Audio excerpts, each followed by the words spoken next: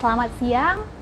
Terima kasih untuk teman-teman yang sudah bergabung di live Instagram Murni Teguh pada siang hari ini. Tidak bosan-bosannya, Murni Teguh selalu memberikan informasi terbaik mengenai kesehatan.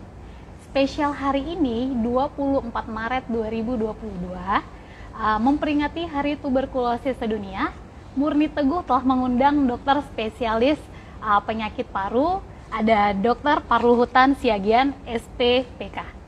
Nah, di sini nanti kita akan membahas tentang tuberkulosis yang biasa disebut dengan TBC. Kita sapa dulu dokternya ya. Dokter, selamat siang dokter. Selamat siang.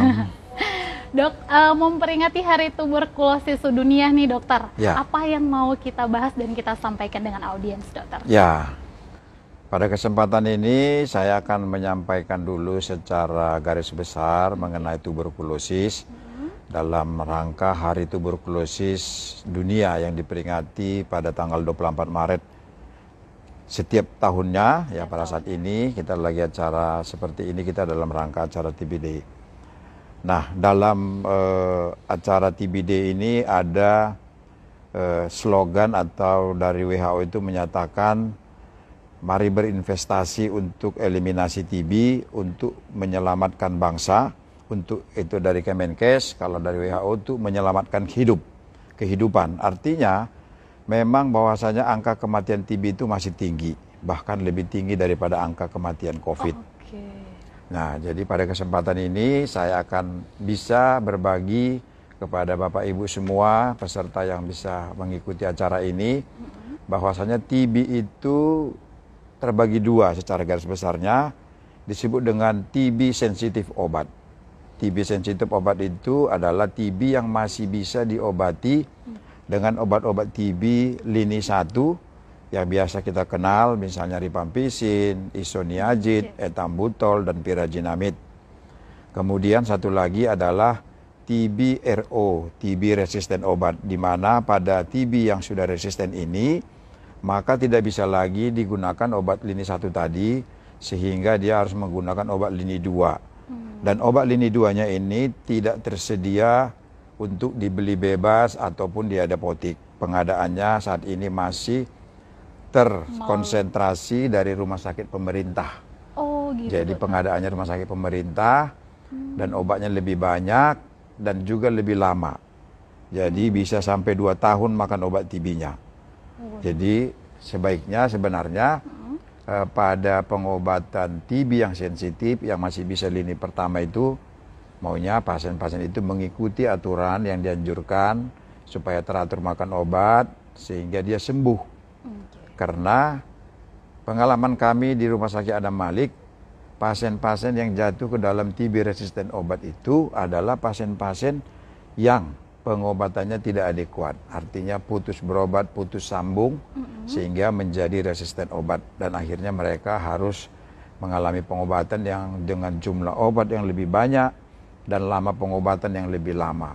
Bisa sampai 2 tahun makan obat. Sehingga maka pada hari TBD ini saya menyampaikan khusus kepada para Bapak Ibu yang berpeserta aktif, mari kita obati TBSO, TB sensitif obat yang masih bisa diobati dengan baik. Dan baik sebagai pasien maupun sebagai pengelola pengobatan, mari sama-sama kita berkomitmen untuk mengobati TB sensitif itu dengan baik.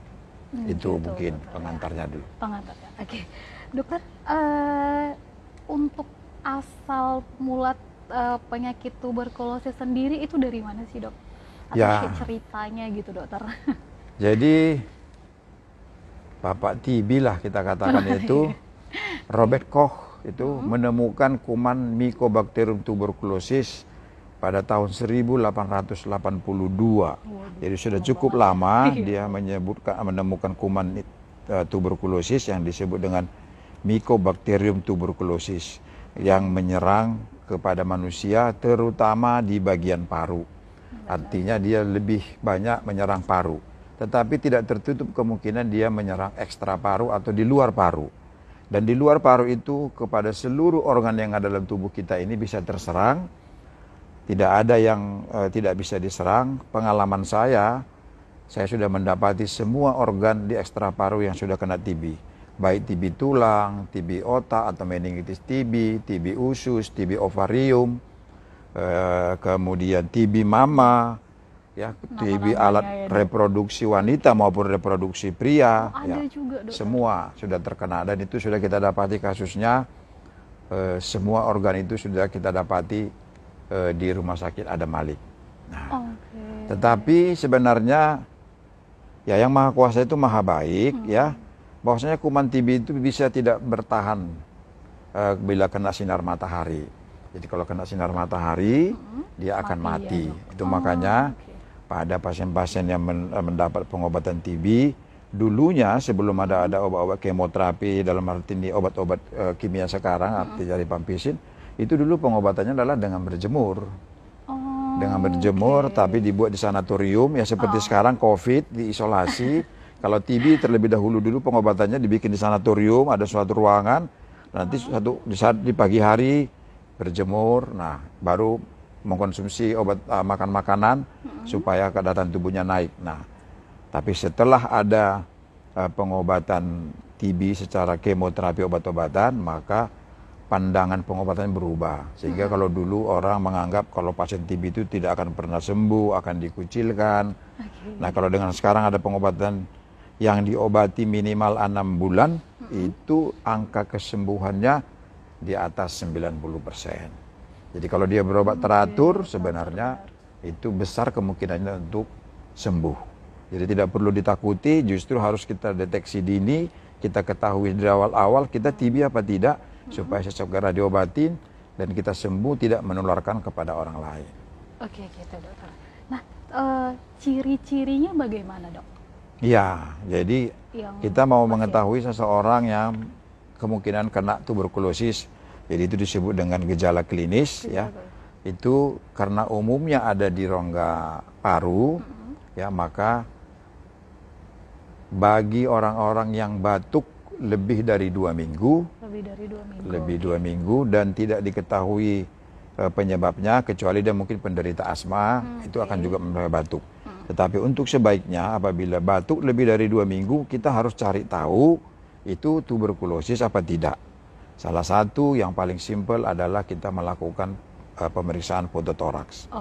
Kita ronsen, kalau memang ada kelainan nanti akan kita lanjutkan pemeriksaannya. Itu gejala, ibaratnya gejala awal screening untuk orang yang diduga tuberkulosis. Nah, gejala berikutnya ada yang timbul batuk darah, demam-demam tapi tidak terlalu tinggi, hanya bawaannya meriang, terus lemas, tidak bergairah. Tadinya biasanya dia bergairah, tapi ini tidak, bawaan badannya seperti tidak bersemangat. Nah, kemudian pucat ya, dok, ya? Ya, pucat kalau memang sudah terlalu lama biasanya. Pucat itu akan terlalu lama, artinya sudah terjadi penurunan daya tahan tubuh. HB-nya dia, maka pucat. Tapi kalau di awal-awal belum, ya, dia belum. Bahkan itu biasanya paling sering adalah dia mengalami gangguan itu di sore hari sama malam. Ya, baru besok paginya dia segar lagi, beraktivitas lagi, kerja lagi. Ntar sore nanti muncul lagi dia meriang-meriang, terus tidak bergairah. Nah, bahkan sebagian itu pasien itu malam-malam hari keringatnya banyak tanpa tahu penyebab, ya. Jadi dia tidak beraktivitas tapi keringat banyak. Temannya atau orang sekitarnya tidak berkeringatan tapi dia berkeringat. Nah, itu udah sepertinya sudah besar kemungkinan itu mengarah ke tuberkulosis. Nah, kemudian batuk darah selalu dihubungkan, kalau sudah batuk darah tuberkulosis, belum tentu, ya.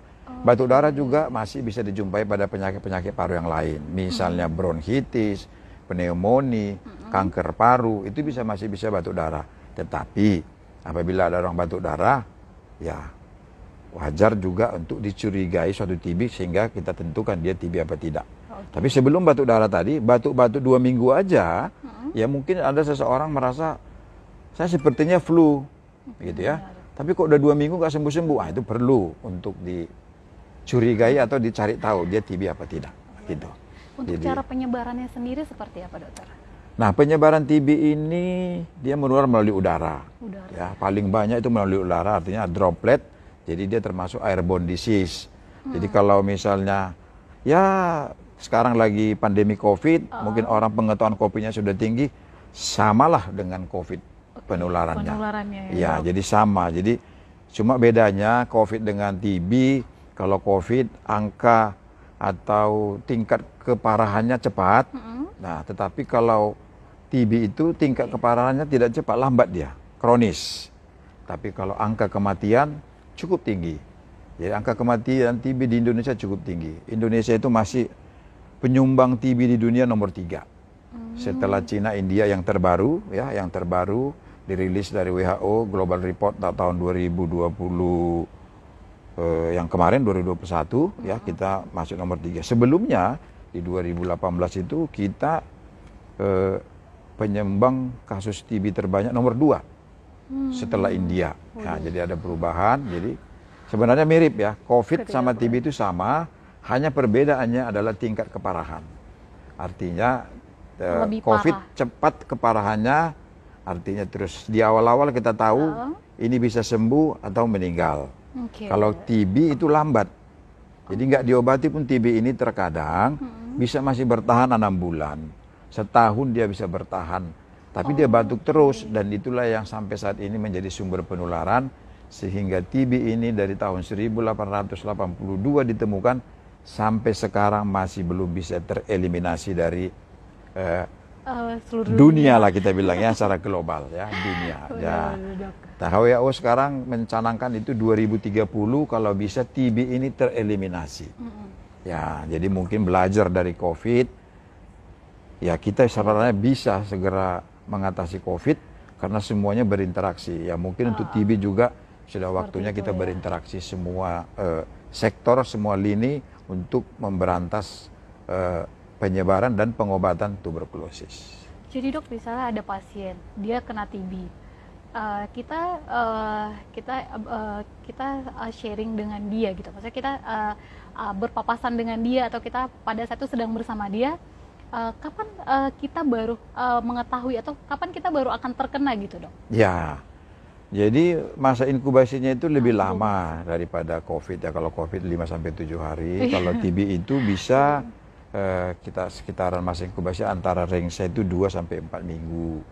Ya, jadi artinya kalau sudah terpapar kena tidak langsung ya, berbeda dengan COVID langsung terus ketahuan ya. Kalau TB tidak, bahkan ada sebagian itu yang lebih lambat.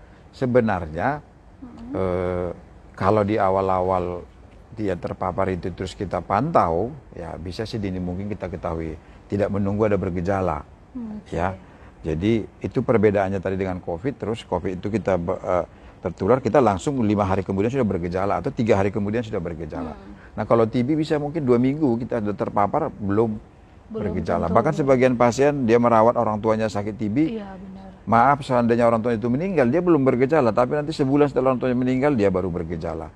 Nah itu makanya dibilang penyakit TB itu kronis, artinya dia tidak terlalu cepat ya, jadi lambat tapi pasti dia datangnya kalau sudah terpapar. Nah jadi penularannya sangat mudah ya. Dia airborne disease itu artinya ada suatu ruangan, terus kita datang, penderita TB datang ke situ, dia batuk, terus dia keluar, kuman ada di situ. Baru orang lain datang, masuk ke dalam situ, dia bisa menghirup kuman itu dan dia bisa tertular. Nah, itu sebaiknya makanya pasien-pasien TB itu atau penderita TB itu sebaiknya berada di ruangan yang terbuka. Jadi mirip dengan COVID, sebaiknya di ruangan yang terbuka supaya satu, kalau dia pun batuk, kuman TB-nya keluar ke udara, terbawa oleh angin keluar daripada ruangan itu, kena matahari, mati. Mati ya. Ya, atau si pasiennya juga bisa lebih segar, artinya ke ruangan itu pun bisa lebih baik, tidak banyak kuman TB-nya kalau lebih terbuka. Jadi dia bisa, kalau terbuka kan berarti sirkulasinya cukup baik, maka begitu ini keluar, kena matahari, maka dia akan mati. Ya. Dokter, selama mungkin praktek dan bergelut nih di dunia, di spesialis paru, usia yang rentan terkena TBC itu usia berapa saja dokter? Ya, sebenarnya salah satu yang paling rentan adalah orang-orang yang mengalami penurunan daya tahan tubuh. Penurunan daya tahan tubuh, penurunan daya tahan tubuh, siapa itu? Misalnya penderita DM, kemudian penderita ya sekarang penyakit infeksi yang lebih dikenal dengan HIV, ya, itu sangat rentan. Nah, usia rata-rata biasanya usia produktif. Kenapa usia produktif? Sebenarnya mungkin daya tubuhnya masih baik, tapi kemungkinan dia tertular itu tinggi karena dia usia produktif ini kan akan berjumpa dengan banyak orang. Betul, betul, betul. Nah, jadi artinya dia akan berjumpa dengan banyak orang, sehingga kemungkinan tertular itu karena tadi airborne disease itu akan bisa terkena kepada dia. Begitu dia mempunyai, walaupun tidak pada penyakit DM, penyakit imunodefisiensi seperti HIV, tapi dia begitu istirahatnya kurang, ya, daya tubuhnya turun aja dikit, maka kuman TB ini bisa menyerang badannya. Nah, jadi dia usia produktif. Jadi kalau kisarannya biasanya umur 20 sampai umur 50. Itu yang terbanyak. Itu yang terbanyak usia-usia produktif lah. Usia produktif. Dokter, untuk jenis pekerjaan nih dok, yang ada nggak sih jenis pekerjaan yang beresiko kita terkena TB gitu dok? Ada nggak dok? Ya, yang jelas jenis pekerjaannya petugas kesehatan. Itu udah pasti petugas kesehatan. Pasti ya dok, cuma safety ya. Iya, karena dengan dia adalah penyakit menular. Kalau dia petugas kesehatan, dia bisa merawat pasien itu, ya. Cuma kita kan mempunyai alat pelindung diri, ya, yaitu dengan memakai masker, ya. Jadi di satu sisi dengan terjadinya COVID yang ada sekarang ini, maka masyarakat sudah boleh dikatakan mengerti akan pelindung diri, terutama masker. Ya, kalau dulu sebelum ada pandemi, kita sebagai petugas yang melayani TB, kita kalau memberikan edukasi untuk dia pakai masker supaya kalau batuk dia jangan menularkan kepada orang lain, itu sangat sulit diterima masyarakat atau penderita itu, karena menganggap dulunya asal orang pakai masker adalah berarti sumber malapetaka. Padahal memakai masker itu, khususnya pasien TB, ada dua kegunaan yang paling utama. Yang pertama adalah dia sudah kena TB, kalau dia pakai masker, dia tidak kena penyakit baru lagi. Contoh saat ini masa pandemi, kalau dia ada penderita TB, dia tidak pakai masker, dia kena daripada kuman COVID-19, maka dia akan lebih berat. Sehingga dia pakai masker itu pertama sekali adalah keuntungan untuk dia, yaitu melindungi dirinya. Nah, pada masa-masa pandemi tidak ada sebelumnya, ya dia bisa saja kena influenza atau karena penyakit pneumonia yang lain, sehingga TB-nya tambah berat. Nah, sebenarnya itu dulu yang harus di pengetahuan kita, bahwasanya masker itu adalah melindungi diri kita. Baru yang kedua, kita melindungi orang lain. Melindungi orang lain supaya orang lain tidak terkena. Jadi saat ini dengan adanya pandemi, ya mungkin masyarakat sudah banyak lebih mengetahui kegunaan daripada masker itu, selamatkan diri dan orang lain. Jadi kita juga nanti pada pasien TB itu seperti itu, pemikirannya harus seperti itu. Selamatkan diri dan orang lain. Artinya selamatkan diri, obati, cegah kepada orang lain supaya pasien orang lain tidak tertular daripada kuman Mycobacterium tuberculosis. Begitu ya dokter ya.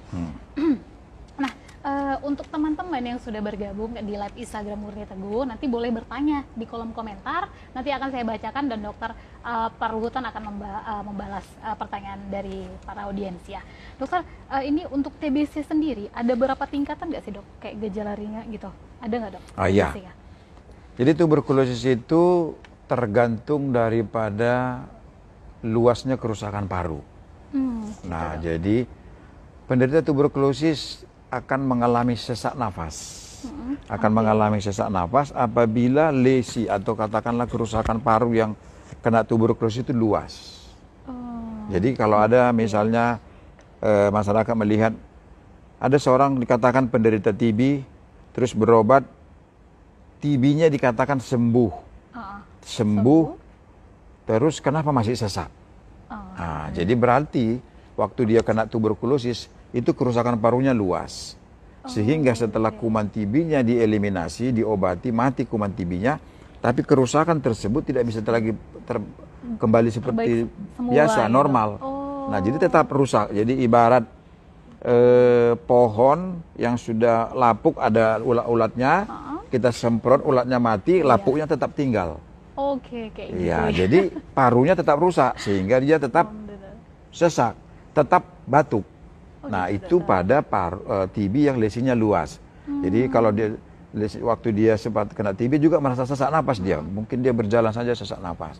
Itu kalau sudah lesinya luas. Tapi kalau lesi TB-nya minimal, sangat sedikit kerusakan parunya, ya dia tidak ada mengalami gangguan sesak napas, dia mungkin hanya mengalami batuk-batuk. Dan kalau dia sembuh, dia tidak ada mengalami gejala sisa namanya ya, gejala sisa tidak ada.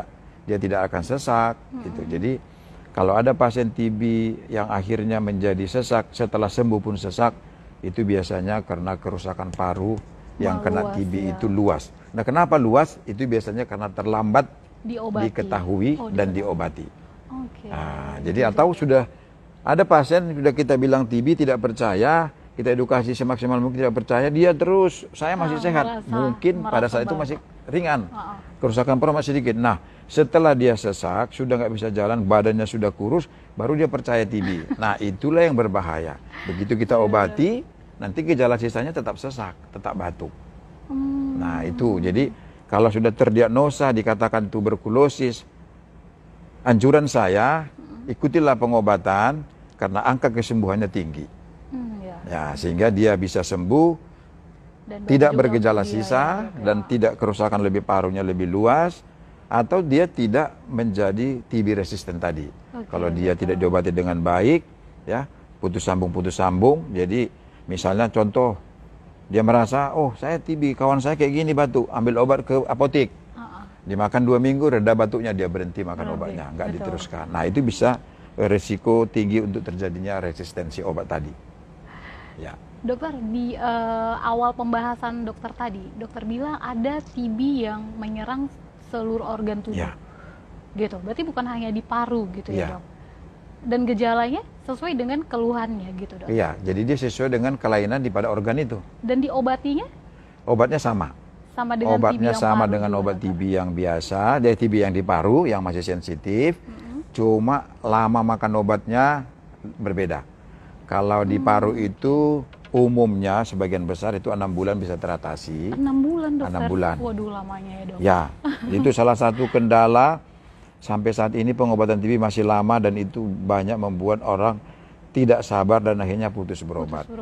Ya, jadi pasti. Karena biasanya setelah dia makan obat TB, 2 bulan pertama biasanya dia akan merasa sembuh dalam tanda kutip. Artinya gejalanya hilang semua. Tetapi kumannya belum mati. Itu makanya dianjurkan 4 bulan lagi dia harus makan obat. Kenapa lebih lama 4 bulan lagi? Karena kuman yang tinggal itu adalah kuman yang tumbuhnya lambat. Artinya tumbuhnya lambat itu dia bisa beristirahat. Nah, itu spesifiknya kuman TB ini, makanya dia sering dikatakan dengan penyakit spesifik. Karena dia spesifik, dia bisa istilahnya tidak beraktivitas, istirahat, sembunyi. Nah, begitu nanti dia tidak ada lagi, dia rasa ada obat beredar, dia akan keluar. Nah, jadi dengan penelitian selama dimakan obat 4 bulan, maka kemungkinan dia itu yang berhenti itu bisa seminggu nggak beraktivitas, paling lama sebulan. Jadi kalau kita kasih obatnya selama 4 bulan, maka angka kesembuhannya akan tinggi. Ketimbang 2 bulan saja kita makan langsung stop, yang tadinya yang tumbuh lambat ini akan keluar lagi. Dan beranak pinak lagi lah dia. Itulah naik tingkatan tadi ya. Iya, dan nanti bisa-bisa kerusakan parunya akan menjadi lebih luas. Bisa-bisa juga menyebar melalui darah ke organ lain. Jadi dari paru itu dia menyebar. Karena penyebaran TB itu bisa secara hematogen, artinya dari darah bisa ke organ lain. Nah, baru limfogen bisa ke kelenjar lim. Nah, jadi baru bronkogen, dia artinya saluran napas. Kalau tadinya kena di yang di atas bisa kena ke bawah, nah akhirnya jadi luas. Setelah luas itulah maka timbul sesak napas. Jadi keparahannya bertambah, tingkat keparahannya bertambah. Jadi yang paling baik adalah kalau sudah dikatakan tuberkulosis, dan percayalah bahwasanya itu bisa diobati. Karena tidak mungkin seorang petugas kesehatan ataupun dokter yang melayani menyatakan tuberkulosis padahal bukan tuberkulosis. Ya. Kalau memang ada keraguan, bolehlah istilah sekarang ini second opinion, ya kan? Ketimbang menganggap itu tidak ada. Nah, sehingga nanti setelah itu memberatkan dirinya, baru dia merasa baru percaya. Jadi janganlah, segera saja second opinion, biasa bisa. Ya, itu bisa saja hal-hal sekarang ini bisa terjadi ya, karena transportasi sudah baik. Misalnya dia berobat di suatu kota A, kota kecil, contohlah kita katakan di luar daripada Medan, mau dia second opinion ke Medan, itu lebih baik ketimbang menganggap oh itu tidak benar yang dibilang dokter di sana dan tidak mau memeriksakan diri. Akhirnya menjadi parah. Ya, itu jadi lebih baik sedini mungkin kita berobat, maka angka kesembuhan kita akan lebih tinggi dan gejala sisanya bisa tidak ada.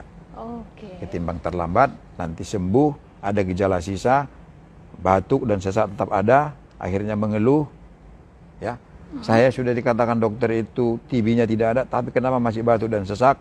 Baru akhirnya berobat kemana-mana semua dokter akhirnya atau dibilang shopping dokter, ya. Tapi itu sudah merupakan gejala sisa. Ya, semua dokter menyatakan itu akibat dari TB yang sebelumnya. Nah, itu biasanya kalau kita tanyakan kepada pasiennya, kalau dia jujur bercerita, berarti itu sebenarnya sudah jauh-jauh hari dia mengalami batuk-batuk, tapi menganggap batuknya tidak ada. Apalagi kalau dia merokok, dia mengatakan itu batuk rokok lah. Batuk karena es lah, batuk karena jadi begitu ada 2 minggu yang tidak biasa batuk itu datang, segeralah periksakan diri apakah itu tuberkulosis atau tidak. Dokter, kalau pasien yang sudah sembuh, seperti dokter bilang, berisiko nggak juga dia untuk menularkan, dokter? Kalau sudah sembuh tidak lagi. Jadi begitu BTA-nya atau bakteri tahan asamnya itu Mycobacterium tuberculosisnya sudah negatif, maka dia tidak menjadi sumber penularan lagi. Nah, jadi pasien TB yang lagi diobatin, biasanya 2 bulan pertama makan obat, itu biasanya BTA-nya diperiksa negatif. Tapi bukan berarti tadi saya katakan tidak ada lagi kumannya, masih ada kuman yang bertumbuh lambat. Nah, biasanya yang negatif itu akan terdeteksi adalah kuman-kuman yang bertumbuh cepat. Artinya menampakkan diri ke permukaan. Menampakkan diri ke permukaan sehingga dia terdeteksi. Nah, kalau sudah 2 bulan biasanya tidak terdeteksi lagi, maka ini penularannya sudah boleh dikatakan negatif. Ya. Nah, pasien TB itu juga di awal-awal kalau dia diperiksa dahaknya, kita mencari Mycobacterium tuberculosisnya, ada itu dikatakan positif 1, positif 2, positif 3. Nah, itu menandakan jumlah kuman yang dalam tubuhnya. Jadi kalau positif 1 berarti lebih sedikit dibandingkan dengan positif 2. Yang paling banyak adalah positif 3. Artinya waktu diperiksa di mikroskop itu dalam satu lapangan pandang paru itu sudah cukup banyak full kuman TB-nya. Nah, itu sangat infeksius, itu sangat beresiko untuk menularkan kepada orang banyak. Itu makanya kita periksa itu BTA-nya itu untuk melihat itu. Nah, dibandingkan dengan yang positif 1 tadi, maka untuk resiko menularkannya juga dia akan lebih kecil karena jumlahnya. Tapi tetap bisa menularkan. Nah, dengan positif 1, 2, dan 3 kalau memang lebih sedikit kumannya, maka lebih gampang segera negatifnya. Jadi bisa saja kalau dia positif 1, 2 minggu kemudian diobatin, setelah diperiksa lagi bisa negatif. Tapi kalau positif 3 mungkin sampai 2 bulan dulu makan obat, baru dia menjadi negatif. Jadi dok, yang panjang nih, yang makan obat sampai 6 bulan, sudah pasti ya dok efeknya bukan hanya di parunya aja. Bisa ngefek ke tempat lain nggak sih dok dengan makan obat selama 6 bulan? Ya, jadi dari hasil penelitian sebenarnya efek samping terhadap obat-obatan TB itu tidak begitu banyak. Jadi kalau ada 10 pasien TB, maka yang mungkin mempunyai efek samping itu hanya 3. Ya, jadi efek sampingnya beragam, berbeda-beda. Ada orang yang menjadi alergi. Salah satu reaksinya adalah alergi di kulit, gatal-gatal, bintik-bintik merah. Nah, sebagian juga ada efek sampingnya akhirnya fungsi hatinya meningkat. Terus sebagian lagi ada gangguan ke fungsi ginjalnya ada. Tetapi bukan berarti tidak bisa diatasi. Ya, artinya kalau memang ada keluhan, segera saja menjumpai dokternya lagi, baru dilakukan pemeriksaan. Kalau terdeteksi misalnya ada efek samping, salah satu obat membuat pasien tidak nyaman, ya maka obat itu bisa dihentikan. Nah, tidak usah diberikan, diganti dengan yang lain gitu. Jadi artinya tidak harus diberikan padahal sudah efek sampingnya muncul terus diberikan seterusnya, tidak. Boleh diganti atau di stop. Gitu iya. Ya, dokter, ya. Jadi lebih baik adalah kalau muncul keluhan datanglah ke dokternya supaya dokternya bisa menentukan obat apa lagi yang seterusnya diberikan. Oke, bagus banget ya dokter. Dokter, ini kita baca pertanyaan ya dok ya, dari audiens kita ya dok, yang udah banyak banget ngasih pertanyaan, serunya ngobrol kita dok. Ini dari Bapak Amosi Simanjuntak. Selamat siang Pak. Dokter, Saya mau tanya, orang tua saya periksa dan suspeknya tuberkuloma. Tapi orang tua saya tidak sesak dan batuk. Hanya ada rasa nyeri di bagian punggung dan dada. Mohon penjelasannya, Dok. Ya, jadi tuberkuloma itu adalah bisa karena bekas TB, Bekas ya. atau kalau bukan pernah dia makan obat TB, dengan kemampuan badannya, kuman TB tidak berkembang. Tidak berkembang sehingga bisa tereliminasi, kuman TB-nya mati oleh darah tubuh sehingga terbentuklah tuberkuloma. Nah, jadi sebaiknya ya kalau tidak ada keluhan TB seperti saya katakan tadi, itu berarti itu bukan TB yang aktif namanya. Jadi dia sudah menjadi TB yang tidak aktif. Itu ya buat Ibu Amir tadi penjelasan dari dokternya. Ini ada pertanyaan lagi, dokter. Dari Ibu Putri ya, dokter, saya merawat orang tua saya yang terkena TB. Bagaimana cara kami agar tidak terkena, dokter? Perawatannya itu seperti apa? Ya. Hampir seperti COVID ya, dok ya? Iya, jadi yang paling baik dua-duanya pakai pelindung, alat pelindung diri, yaitu pasien pakai masker, yang merawat juga pakai masker. Itu yang paling baik. Terus kemudian tempatkanlah orang tua kita itu di suatu tempat atau di kamar yang ventilasinya baik, artinya buka jendela, jangan ditutup, supaya sirkulasi udara akan masuk. Dan kalau seandainya dia waktu di kamar itu batuk, lagi buka masker, terus ada kuman TB, dan nanti dengan angin itu terbawa angin keluar dan kena sinar matahari akan mati. Jadi usahakan kalau memang memungkinkan jendela tersebut bisa masuk cahaya matahari. Jadi pertama alat pelindung diri pakai masker harus, ya apalagi kita yang merawat langsung, istilahnya kontak erat. Iya, kontak erat. Nah, jadi harus pakai masker si pasien dan kita minimal 2 bulan pertama. Ya, kalau memang nanti ya minimal 2 bulan pertama waktu si pasien makan obat. Gitu. Karena kita menganggap tadi, ya menjelaskan tadi bahwasanya kuman-kuman yang aktif itu akan tereliminasi di 2 bulan pertama. Itu makanya banyak pasien sudah merasa sembuh dalam tanda kutip. Sebelumnya sepertinya dia merasa sembuh karena semua keluhannya sudah hilang. Tidak batuk, tidak demam, selera makan meningkat, sudah naik berat badan. Tapi ingat, masih ada kuman yang tinggal, kuman yang bertumbuh lambat. Yang suatu saat nanti kalau itu berkembang biak melahirkan kuman-kuman yang bertumbuh cepat juga, sehingga dia menimbulkan gejala lagi. Jadi biasanya dia berhenti makan obat 2 bulan merasa sembuh, disuruh lanjutkan 4 bulan lagi dia tidak mau, ntar bulan depannya keluar lagi keluhannya. Karena kuman yang tumbuh lambat tadi sudah beranak pinak, sudah bermetabolisme dan beranak pinak, keluarlah anaknya yang bertumbuh cepat. Nah, bertumbuh cepat inilah menimbulkan gejala tadi. Yang lain, nah, jadi dia, dan kalau muncul di bulan depannya gejala, maka resiko menjadi resisten itu tinggi. Artinya kuman TB-nya bermutasi. Karena kuman TB itu adalah makhluk hidup, semua makhluk hidup ingin hidup lebih lama. Nah, sama seperti COVID, bermutasi. Karena dia ingin lebih memperbaharui dirinya supaya dia tidak bisa dikenali oleh tempat dia menyerang, sehingga atau tidak bisa dibunuh oleh obat yang sudah diberikan. Nah, jadi kalau dia sudah makan obat 2 bulan, artinya sudah termemori kepada kuman TB-nya ada obat yang membunuh dia.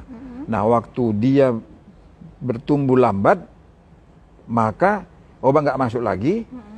Dalam 1 bulan kemudian dia berkembang biak, maka dia akan merubah, memutasikan dirinya supaya kalau bisa tidak dibunuh lagi dengan obat yang masuk sebelumnya itu. Nah, itu dia menjadi resisten obat. Jadi mutasi terjadi pada kuman itu. Ya. Sehingga maka kemungkinan resisten. Maka yang paling baik harus minimal 6 bulan.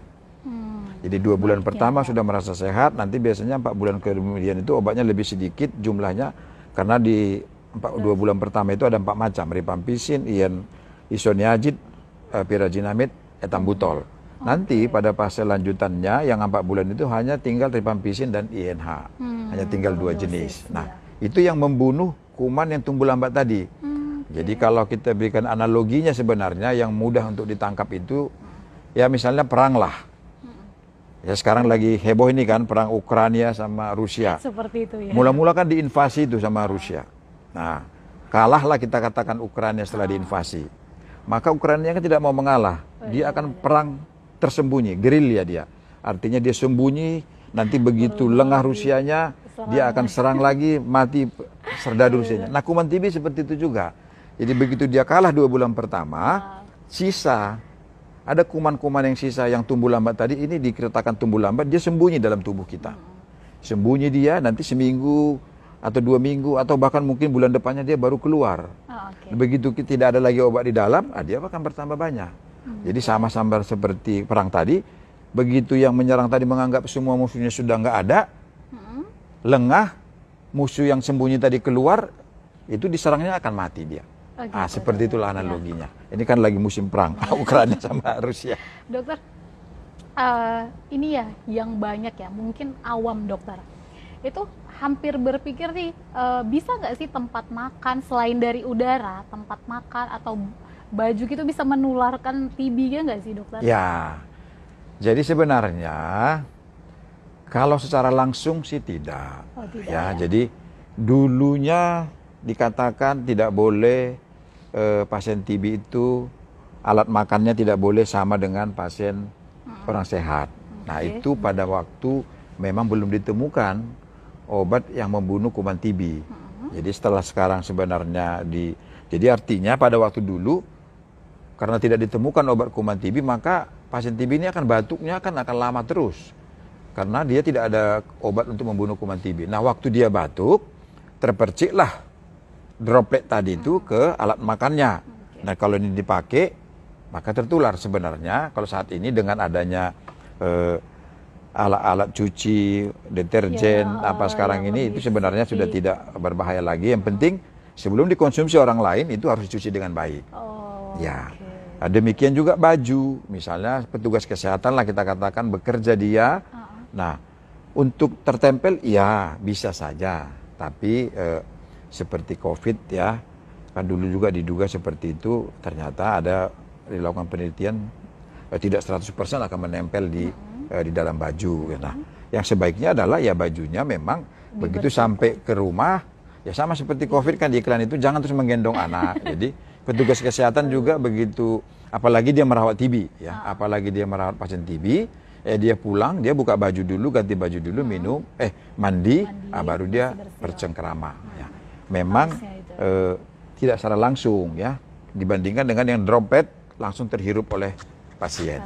Ya, ada lagi satu lagi, pasien TB membuang dahak, kita katakanlah di pinggir jalan, di mana-mana dengan sembarangan, maka kering. Nanti itu udaranya lembab, kering, terbang, itu dihirup orang lain, bisa. Jadi artinya kalau misalnya orang-orang yang produktif tadi, kan sudah sering, artinya akan bergerak kemana-mana, ya. Harusnya lebih menjaga lah Pak. Harusnya melihat lingkungan yang didatanginya. Nah itu dia, harusnya dilihat lingkungan datanginya. Iya. Oke. Dokter, ini pertanyaan terakhir dokter. Banyak sekali pertanyaan masuk ya. Ini dari Ibu Asri. Dokter, tuberkulosis dengan tumor. Dengan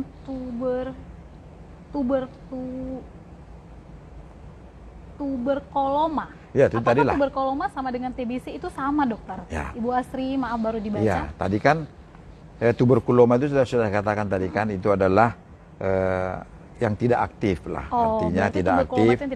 Jadi kalau misalnya pasien TB sembuh, gejala sisanya bisa ada terbentuk tuberkuloma.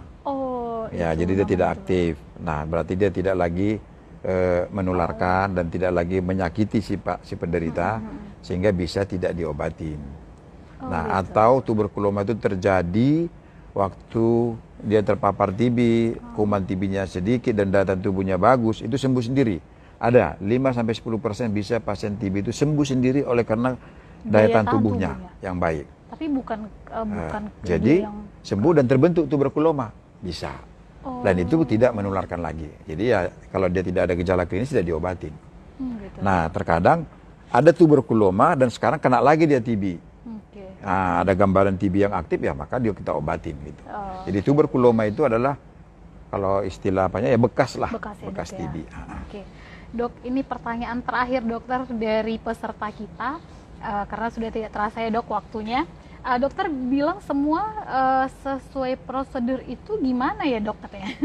Mungkin yang merawat tadi Dok sesuai prosedur itu untuk penyakit TB gimana Dok katanya? Mungkin pakai masker tadi ya? Iya, salah satu adalah alat pelindung diri, yaitu sesuai itu alat pelindung diri, pakai masker. Lah orang tua ya Dok. Ya, jadi si penderita pakai masker, kita pakai masker, terutama waktu kita kontak, artinya waktu kita meladeni, membersihkan, merawat. Nah, baru kemudian ruangannya, ventilasinya diperbaikin supaya sirkulasinya bagus.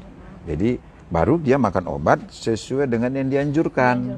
Nah, kalau ada keluhan, ada efek samping, boleh dilaporkan kepada dokternya, karena obat TB itu tidak kaku. Artinya kalau memang ada efek samping yang merugikan, itu bisa kita rubah.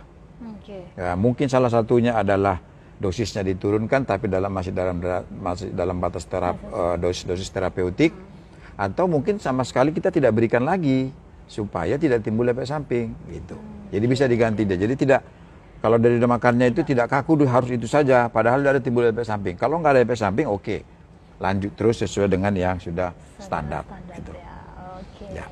Waduh, dokter, ini udah nggak terasa dokter, 1 jam kita sharing-sharing ya dokter ya, masalah tuberkulosis. Jadi untuk memperingati Hari Tuberkulosis Sedunia, kita udah sharing dengan Dokter Parluhutan Siagia. Semoga ini bermanfaat ya dokter ya. Dok, ada nggak yang mau disampaikan lagi dokter buat yang penderita tuberkulosis dokter, sebelum kita menutup acara ini? Ya, jadi pada kita semua masyarakat, khususnya masyarakat Sumatera Utara, ini jangkauannya Sumatera Utara ya, terutama dulu ya, Sumatera Utara. Seperti saya katakan tadi di awal-awal adalah TB itu ada 2, TB sensitif obat dan TB resisten obat. Apabila kita didiagnosa sebagai penderita TB, terutama kalau terdiagnosa TB sensitif obat, ikutilah aturan yang sudah dianjurkan untuk mengkonsumsi obat TB supaya tidak menjadi TB resisten obat. Karena ketidakteraturan makan obat TB akan berakibat menjadi TB resisten obat. Nah, prinsipnya adalah angka kesembuhan TB itu cukup tinggi, terutama untuk TB yang sensitif. Sehingga kalau kita kena TB, tidak usah takut, segera berobat dan ikuti prosedur pengobatan yang dianjurkan. Obat TB itu bisa didapat dengan cara gratis.